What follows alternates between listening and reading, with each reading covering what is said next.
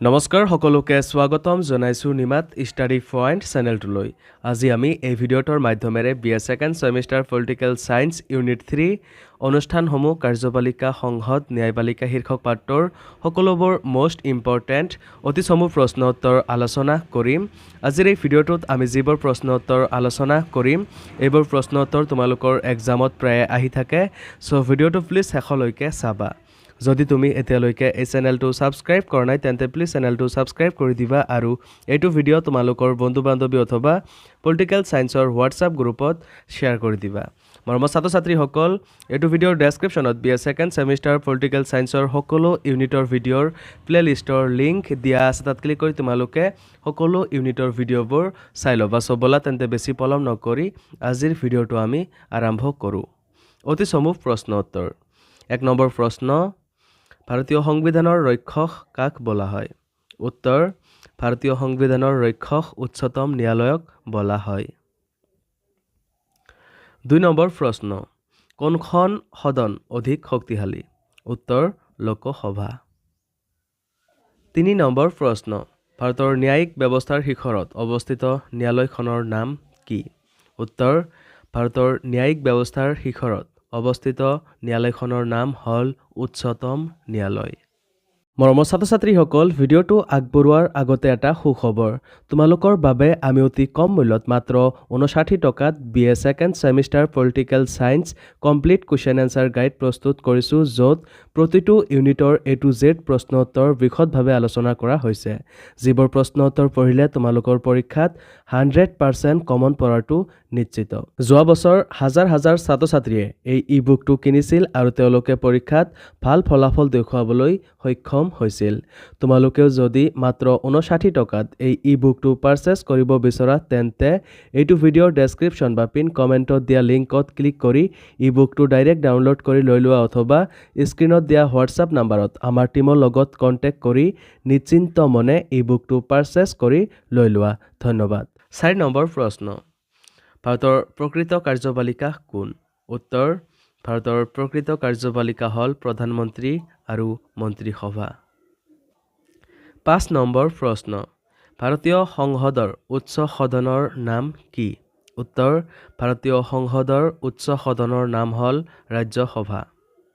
6 number প্ৰশ্ন, উচ্চতম ন্যায়ালয়ৰ ন্যায়াধীশসকলক কোনে নিযুক্তি দিয়ে?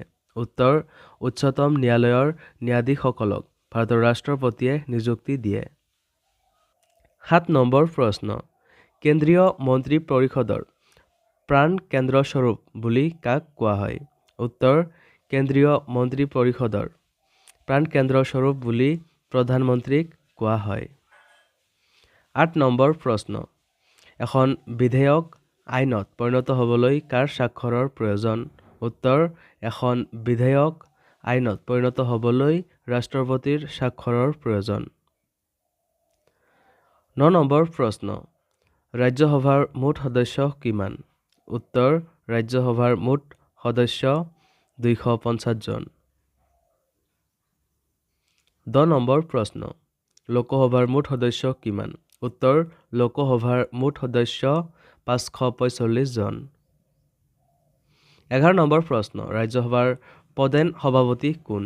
উত্তৰ, ৰাজ্যসভাৰ প্ৰধান সভাপতি হ'ল উপ-ৰাষ্ট্ৰপতি। 12 নম্বৰ প্ৰশ্ন, সংসদৰ যুটীয়া অধিৱেশনত কোনে সভাপতিত্ব কৰে? উত্তৰ, সংসদৰ যুটীয়া অধিৱেশনত লোকসভাৰ অধ্যক্ষই সভাপতিত্ব কৰে।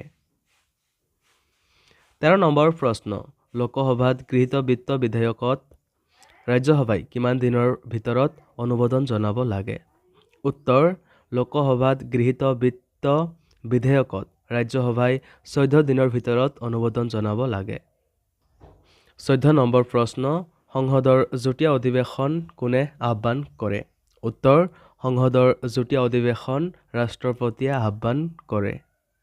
15 নম্বৰ প্ৰশ্ন, লোকসভাৰ বাৰ্ষিক বাজেটখন কোনে উত্থাপন কৰে? উত্তৰ, লোকসভাৰ বাৰ্ষিক বাজেটখন বিত্তমন্ত্ৰীয়ে উত্থাপন কৰে।